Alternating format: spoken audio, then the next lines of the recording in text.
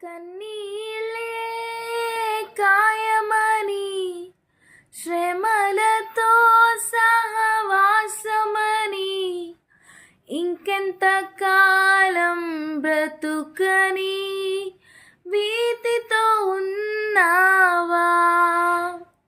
నీ కన్నీళ్ళన్నీ కవిలలో దాచి శ్రమలలో నీ తోడై ఉండి ఊహకు మించిన కార్యములన్నీ నా యేసు చేయును.